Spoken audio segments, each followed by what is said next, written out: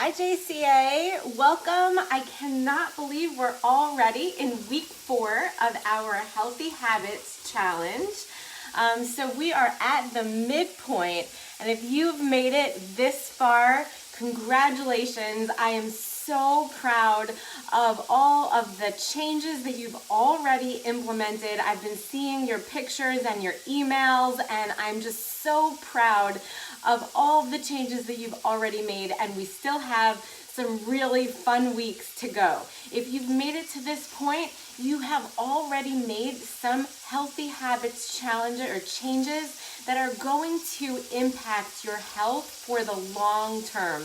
I learned that it takes 3 weeks to break a habit, 6 weeks to develop a new habit, and 36 weeks to really hardwire that habit and make it part of your lifestyle. So during that time period where you're trying to implement these new changes, remember that it is a constant daily thing that you have to remind yourself. Hi everybody, I see you, Ken and Allison, Don, I saw you, and if I missed your name, certainly I will get to you afterwards, but thanks for coming today. So remember that in order to implement these healthy habits changes, hey Renee, it has to be a daily reminder. You have to every single day sort of wake up and make that intention in your mind that today I'm going to continue that habit that I implemented. Today, how am I going to accomplish the goal of implementing that change? And in the beginning, and it could take several weeks. Like I said, it could take 36 weeks to hardwire a new habit. So every day it has to be an intention. And it's okay if there are a couple of days there where you forget and you fall off the wagon a little bit, as long as you remind yourselves, okay, tomorrow I'm going to wake up and I'm going to do this again. And I'm going to do this again. And every single time you just have to remind yourselves. And even if it's the most simple changes, it takes a long time for your brain to really remember, even without that purposeful intention, that this is now a way we are going to live. So each day, just try to remember that, try to wake up and set that intention for the day and strategize in advance. Make sure you're getting to the supermarket and getting the ingredients that you need, and you're meal prepping and doing what the work that it takes in advance, so that when you wake up and you're in a hurry for a certain, whatever you're spending your time doing, that at that point you've already planned in advance. The food is already ready for you, and so you don't have to make any quick last-minute decisions that might make you fall off from that habit. So I do really want to delve into that more and more as we continue on. It's just how to make these habits part of your long-term living, because some of the recommendations that I've already made and that I'm going to continue to make are really ways to improve the quality of your life long-term. So, and while some of these things feel like a job and they feel hard right in the moment, think about that and think about the future and how it is going to impact you later on. And so I really do want to continue to remember that implementing these habits is a daily, something you have to work on every single day, a purposeful intention that you have to make for yourself to remember to do these things until they become just a part of your life. And at one point later on down the road, you're going to look back and you're going to be able to say, like, I remember days where I didn't eat vegetables at all. Or I didn't, I ate the same thing every single day. Or I remember days where I snacked in between every meal. And at that point, you're going to be so proud of yourself that now this is just a way of living, and that you are no longer doing some of those unhealthy habits, and instead you've replaced them with some really healthy habits that, like I said, will absolutely improve the quality of your life long term. And that's what we're aiming for. Okay, so before my vegetables burn over here, let me tell you what I'm doing today. Let me get my spatula that I'd like to use.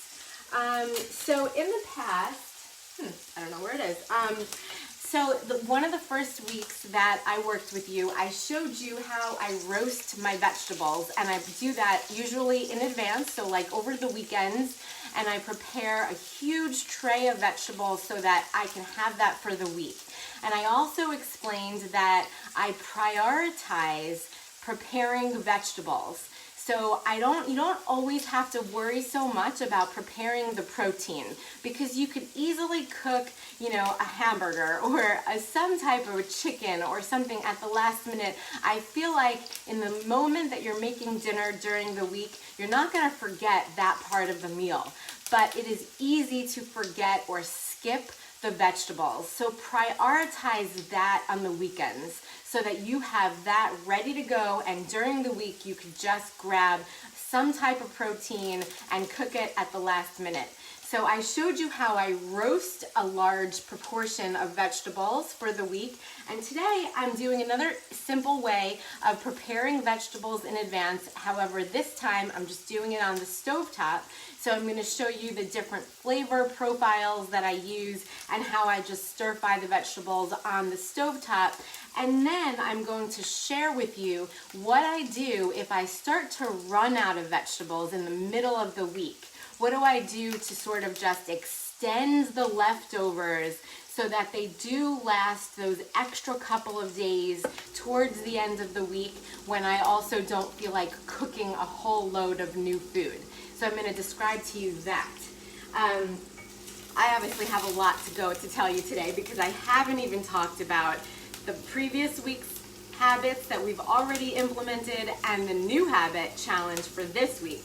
So I'm going to get there, I promise. And I'm even going to touch on some suggestions for tonight. It's the Super Bowl tonight, and I don't know if we're all getting together with as many groups of people as we may have in the past, but even if you're at home, with one or, by yourself or with one or a couple of other people, you might want to make it a little bit more festive to watch the Super Bowl, and I'm going to give you some healthy hints. Some ways to make sure that while we're absolutely having fun and enjoying the moment and enjoying the food, that we're also keeping health in mind a little bit. Okay, so let's start with what I'm doing right now. So what I have on the stovetop is carrots and broccoli stems. I am going to be using the florets, but I always like to cook in the order of how long things are going to take. So I know that, and I don't like to waste. So I don't waste the stems of my broccoli. I also don't waste the greens that were attached to my carrots, which I'll show you what that looks like. I saved one of them just to show you, but this is my carrot.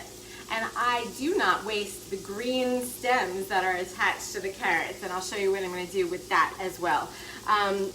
But right now, because I know that the stems of the broccoli will take longer, and so will some of the carrots, I'm putting them in first, letting them brown up, and then I'll put in the other food, the other vegetables afterwards, the ones that I know take a little less time to cook. So that is what I have going on over here. Just stir frying in avocado oil, carrots, and broccoli stems. So easy so far. There's nothing complicated about this, except for that you have to spend some time cutting the vegetables. No problem. Okay, so while I do that, I will go over the previous week's challenges, and then I'll tell you what today's challenge is. So we've already implemented the 3 healthy habits challenges from this whole 8-week process. Number 1, we ate up to 2 cups of fruits and vegetables at each meal. That was the goal. I know 2 cups was challenging for sure, but even if you had 1 cup, 1.5 cups, and even if you had that intention of eating fruits and vegetables at breakfast, lunch, and dinner, that is already a step in the right direction, including the vitamins and the minerals and the fiber that your body needs to stay healthy. That was huge. Week 2 is when, gosh, I'm like forgetting them already. Week 2 is when we tried a new food. So I was so impressed with all of those pictures of some new foods that you've maybe never cooked before. Some of them turned out great. Some of them you might not have enjoyed as much as you had hoped. But just that experimenting, adding new foods to the routine is so important, because if you are eating the same foods all the time, then you're getting lots of those nutrients, but you may be missing out on some other nutrients that you're not eating. So it's great to include new foods every few days in your diet so that you're getting the variety of fruits and vitamins and minerals and protein and fat that your body needs. And then in the 3rd week, we tried avoiding snacks. So it's very healthy for your blood sugar regulation, your blood pressure, your just the cells in your body, and also your weight. If you're looking to maintain a healthy weight, possibly lose some weight, it is very healthy for your body to go through several hours of, let's say, fasting between meals and then over the night. So between breakfast and lunch, you should have at least 4, maybe 5 hours. Same thing between lunch and dinner. And then after dinner, it would be great if you could have between 10 and 12 hours, possibly even more, of fasting before you eat breakfast. And I would recommend that if you're doing this type of intermittent fasting, which it is, this is the term that people are using nowadays to describe the different amount of hours that people are fasting between meals and after dinner. I would recommend that if you're going to have a long night without food, that you try to eat dinner on the earlier side and continue to eat breakfast by 10 a.m. in the morning. I would not recommend that you would start like making the time in the morning later, and then eating dinner later. I would prefer that you eat dinner earlier and eat breakfast earlier. The reason is because we do want to have a healthy circadian rhythm. We want our bodies to wake up in the morning. We want us to see fresh air, sunlight, we want to have fresh air, possibly even put your feet on the ground. This is what gives us energy. Feet on the ground outside is what I should explain if you're not living in a cold area. To give our bodies that boost of cortisol, which gives us energy in the morning, and then the cortisol is supposed to sort of get lower and lower as the day goes on. So that I really would like to improve that circadian rhythm. That is what keeps a good hormonal balance. It's what helps you have a good bowel, regimen. So I would recommend trying to have breakfast by 10 a.m. the latest in the morning. And if you're intermittent fasting, make your dinner on the earlier side. Okay, so the idea with my 8-week Healthy Habits Challenge is that we are going to continue the habits that we've already implemented. We are not going to switch to a new one and just forget the old ones. Each one is going to add on to the one before. So please continue those habits that you've already implemented. And like I said, every day, set that intention and prepare in advance so that we can make these habits really long-term lasting habits in our life. Okay, so the habit for this week that we're going to implement, I know you're all waiting patiently for this, is we are going to try to include 2 or 3, I'm hoping for 3, but I'm trying to go a little easy on everyone, 3 different colors of food at each meal. So 3 different colors. I think this might not be as hard as you think. I mean, I think we're probably already, including a variety of colors in our meals. But I really just want that to be a purposeful intention for every single meal. And you'll notice, even with just my vegetables alone, we're already gonna cover that. So if you're eating vegetables and fruits, and then you're eating a little bit of protein, that you're already getting those different colors. The reason this is important is because every color represents a different vitamin, mineral, or type of protein or type of fat that our bodies need. And so the more variety of this type of vegetables, vitamins and minerals and all these different nutrients, the more we are ensuring that our body is getting all of the nutrients that we need. And I'm going to give you an example. I'm going to talk about the different nutrients that are just in the couple of vegetables that I'm going to be cooking, and so that you can see the variety and how important it is and all the different functions that your body is going to be able to carry out because of the different vitamins and minerals that you're getting. So I'll give you an example. If you are experiencing symptoms of fatigue or headaches or mood dysregulation or joint pain, or just any type of symptom that you cannot figure out where it's coming from, it is oftentimes a nutrient deficiency. It's some type of vitamin or mineral that your body is missing out on. And we will sometimes go to the doctor or take some sort of medication to make the pain go away, but we are not getting to the root of the problem, and we are not satisfying our body's need for that nutrient. And so the problem can probably only worsen over time. So think about that before we just jump to these sort of over-the-counter, pharmaceutical remedies to make pain go away. Think about, question, why is that situation happening to begin with, and how can we address the underlying cause so that it doesn't lead to worsening problems as the time goes by. So I hope that makes sense so far. Okay, so it's already right here in what I'm cooking.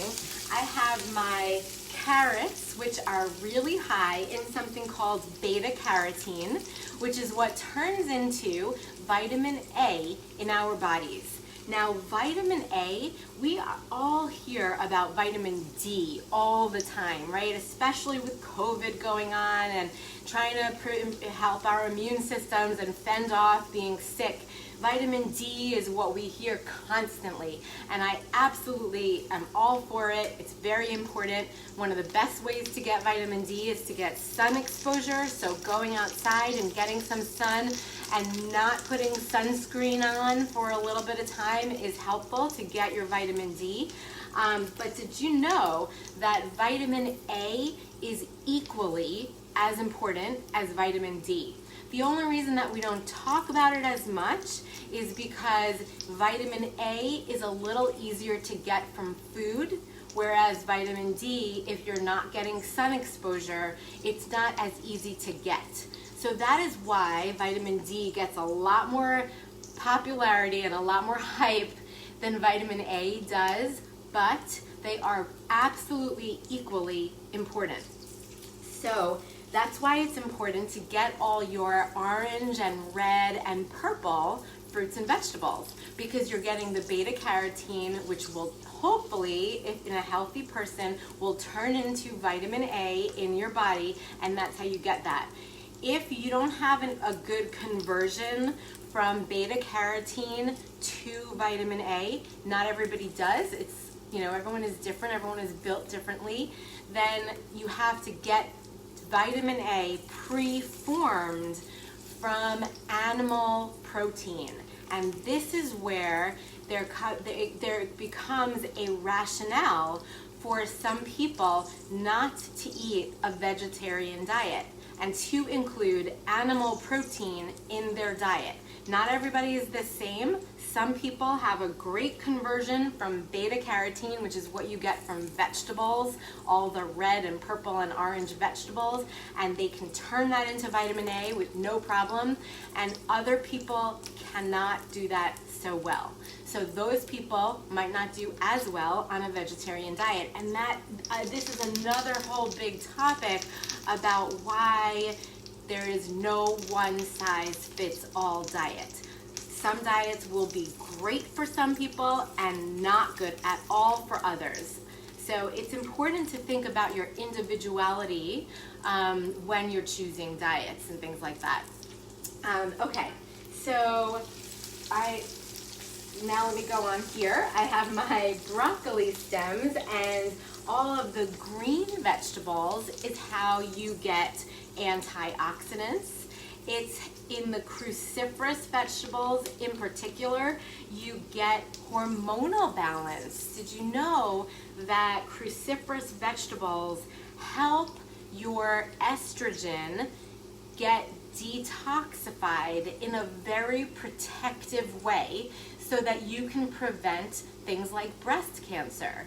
That's what cruciferous vegetables do for you. So I recommend trying to get cruciferous vegetables into every single day. Every day, cruciferous vegetables should be a part of one of your meals, if not more, because that is what helps you detoxify estrogen in a way that is protective so that you won't develop things like breast cancer. And this is true for men and women.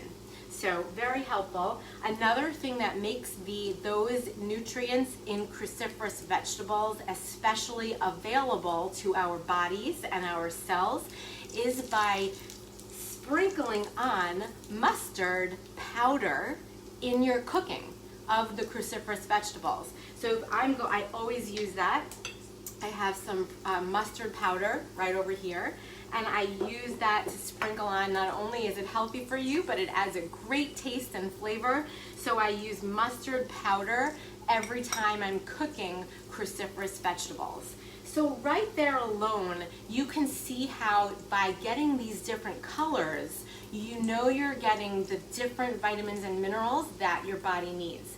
I also want to mention, absolutely include foods that are brown and tan and white. Those are colors. Those should be included too.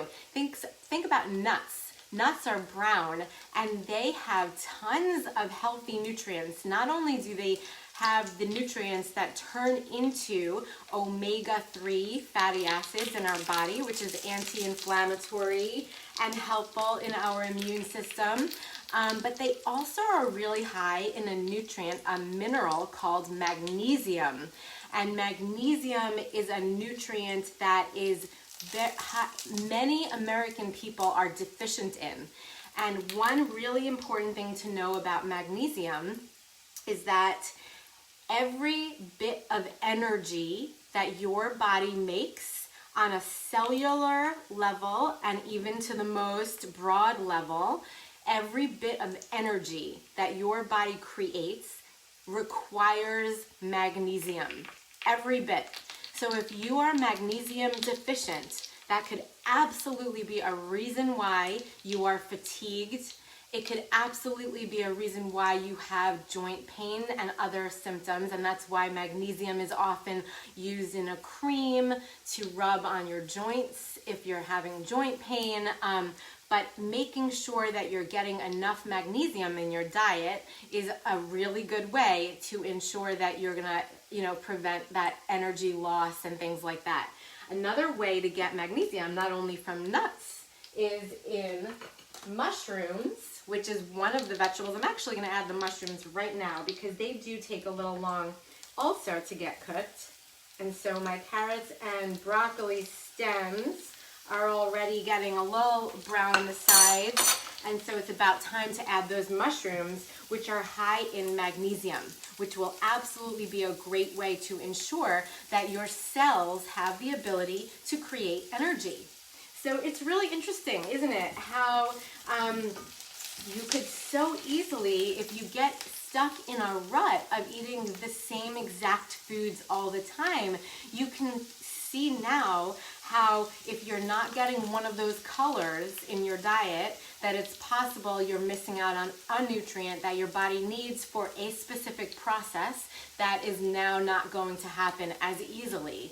So think about that when you are experiencing symptoms that you can't explain, or if you're eating the same foods every single day. But most importantly, think about that this week for our challenge, that I really would love to see pictures of your plates. And I've already seen this in every picture you've been sending me, that they already have so many different colors on those plates.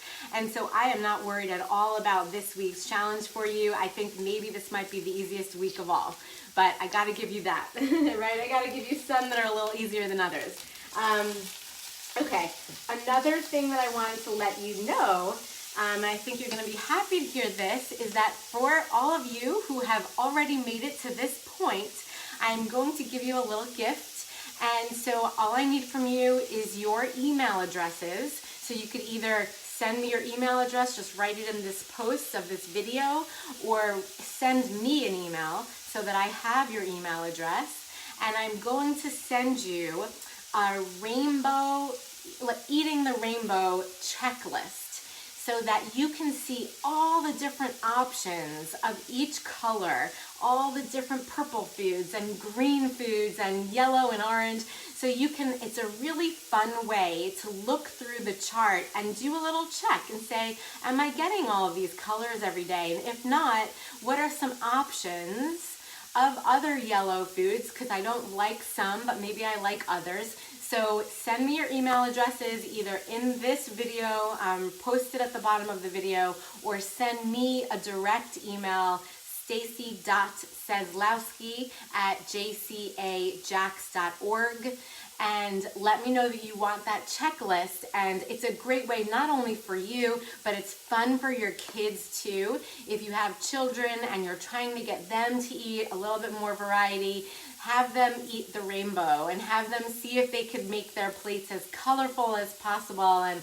use the checklist that I send you to have them look at that and say, oh, I would eat a yellow food and an orange food, and let them make choices on that, and that might help them eat a little bit of a healthier diet as well. Okay. Gosh, I've done so much talking and I did not even get into really what this recipe is going to entail. So let me tell you I'm going to do that, and then I want to spend the last few minutes talking about the Super Bowl tonight. So last few minutes of how I'm going to prepare this meal is these vegetables, I should say. Now that the vegetables in there that have taken the longest are already browning up and they're pretty much, ready they're ready. I'm going to put in the vegetables that take shorter to cook. So I put in my onions. I could do that right now. I'm going to put in my broccoli florets once the onions get a little soft. So I have that over here. And then what I wanted to tell you, I don't want to drop half my food on the floor. So I have my broccoli florets. I'm going to put that in after the onions soften. And then I'm going to push all the vegetables to the sides of the pan. And in the middle of the pan, I'm going to put my minced garlic. And I'm going to put the fire on really low because I don't want my garlic to burn. So the fire is going to go on really low. I'm going to put the minced garlic in the center and just let that melt. And once that melts in, I will mix everything together and I will season at that point. I always save my seasoning for the end, because if you season at the beginning, it causes the moisture to come out into the pan and it doesn't allow your fruits or your vegetables to brown. So that's why I always save the seasoning to once all the vegetables are already browned. That's always my strategy. So I will season, and then last part, after everything is already cooked, I am going to put in chopped tomatoes and olives. And then I'm going to cover the pan. I'll probably put a little balsamic vinegar because I always like to add a little acid to the meal. And then I'm going to cover the pan and just let it all cook together. Let everything soften. The tomatoes, chopped tomatoes and olives, and that little bit of balsamic vinegar with the minced garlic, that combination of flavors is absolutely delicious. Now, I know I gave you so much information today, so I just can keep going forever. But what I wanted to say about the middle of the week, if I start to run out of vegetables, when I have those leftovers of just a little bit of these vegetables with the garlic and the balsamic vinegar and some tomatoes and olives, it has such a delicious flavor. All I will need to do at that point, to extend the leftovers is use this bag of kale, which I have paper towels in there so that it doesn't get wet and it lasts a lot longer. Put an entire bag of kale or spinach or something like that into that small amount of leftovers that I had.